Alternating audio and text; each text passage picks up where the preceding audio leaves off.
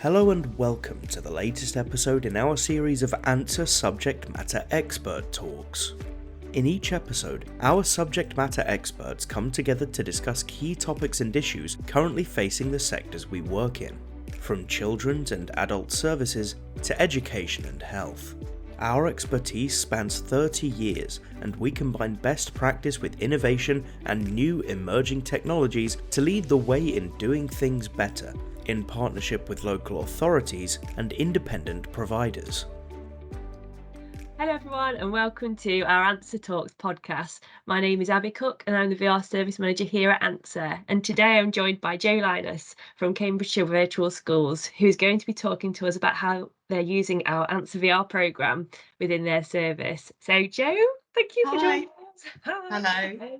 Could you start by just introducing yourself and what your role is within Cambridgeshire Virtual Schools? Yes, so as you're all well aware, every local authority has a virtual school. My role is that I am one of the advisory teachers, and my specialism, because we all have them in the Cambridgeshire Virtual School, is to develop trauma and attachment training.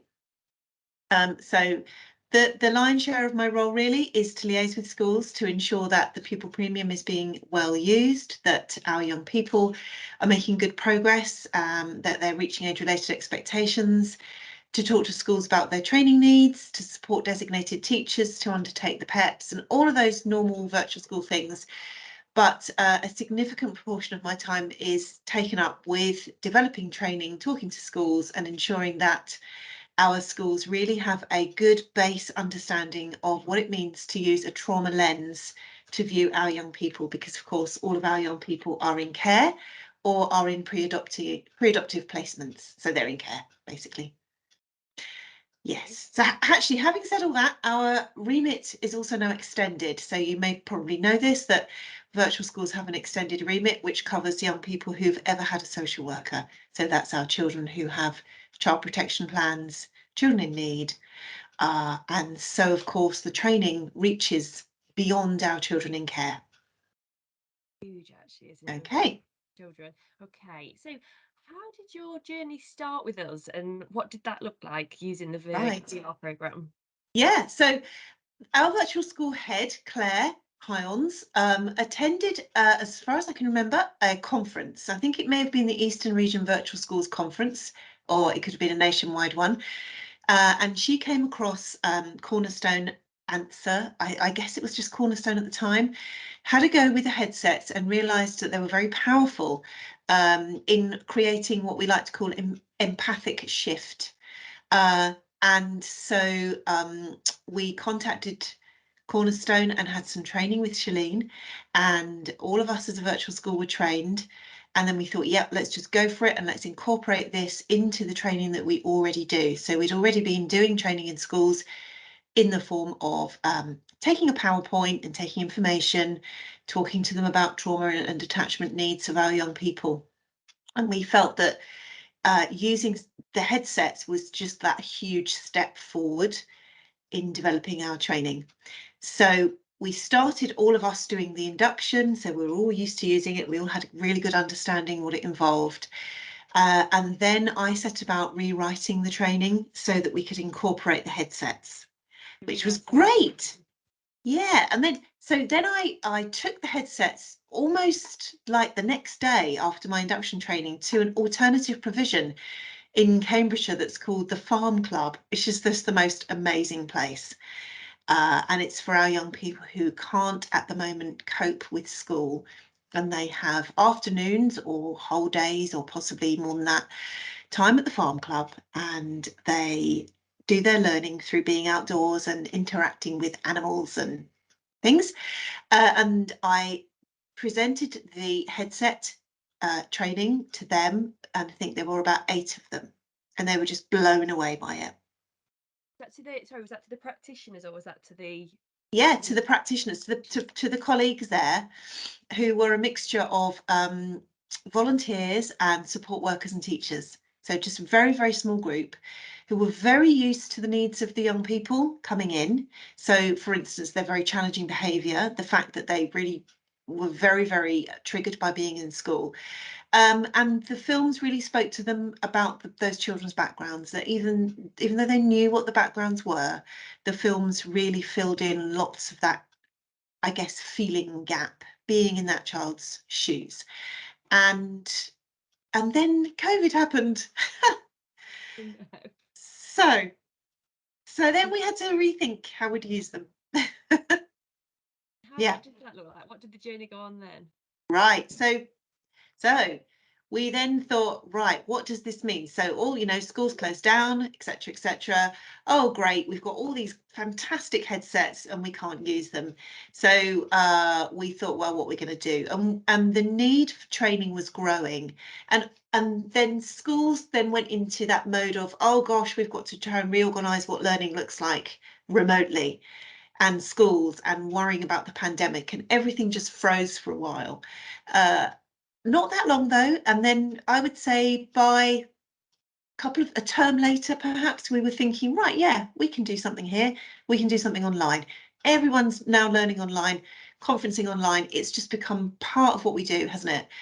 And Cornerstone then got in touch with us and said, we've turned the films into 2D panoramic films.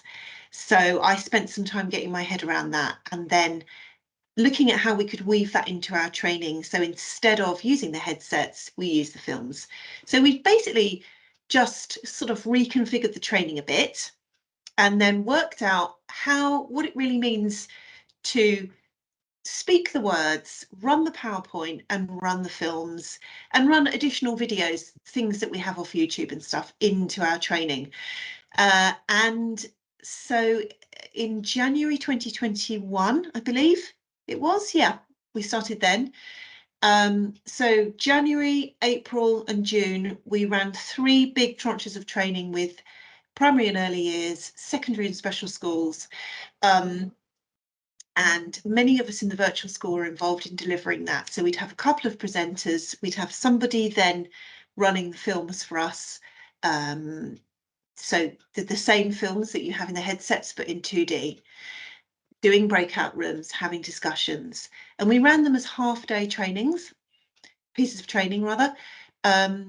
Whereas in the past, they may have been a whole day where colleagues come to a venue, we'd use the headsets or we'd take them to the school. We did it as half a day because it's very intense. And the feedback was great, was really good.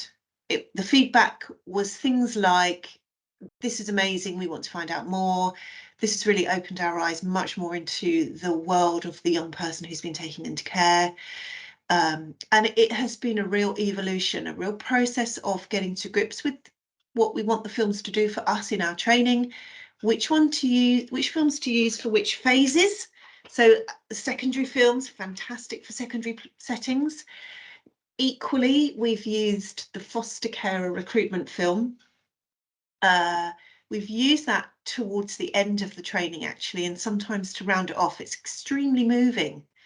And our colleagues find that really helps them then to really understand, it's narrated by a young person.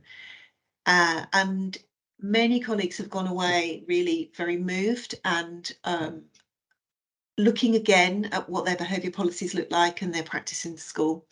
Yeah. Massive, isn't it? Because our films, obviously, they are very much, although we see different ways of responding, we see quite a behaviourist way and we see a therapeutic way, but it is about strength-based practice. It's about what we might be struggling with, what are the barriers there, what do we need to look at to change? And that's significant, isn't it, that they have felt that from watching the films, that's enabled them to go away and think about, okay, what might be the barriers in our school for our practitioners be able to come alongside our children or react in that therapeutic manner. The films are, because they're not multi-sensory, but because they're very visual and moving, they help us to move easily into then talking about the brain and the young person's, what's happened to the young person in utero, and to shift that thinking that says, oh, well, they were adopted when they were a baby, so they're fine, aren't they? Actually, no, they very well may not be fine. And to open up those conversations that say, even though they're 14, they are displaying behaviours that a very little child would display, because emotionally and somewhere in their brain they're still that age. And to very much draw on that body of research that says that our trauma is lodged very much in our bodies, in our sensory system. And so we draw together that thinking about the amygdala and the overactive cortisol and adrenaline, again with the polyvagal theory that says these young people are triggered by something that may not be very obvious. It might be a smell or a sight or a sound, and that we need to attend to their body. We need to regulate them and relate to them, as it shows in the Rayleigh film, where the teacher comes along and she's empathic. And so we bring in the idea of pace. So those films enable us to weave those things in, and particularly the one with Rayleigh in the corridor, where mum is coming out of the cupboard, the locker.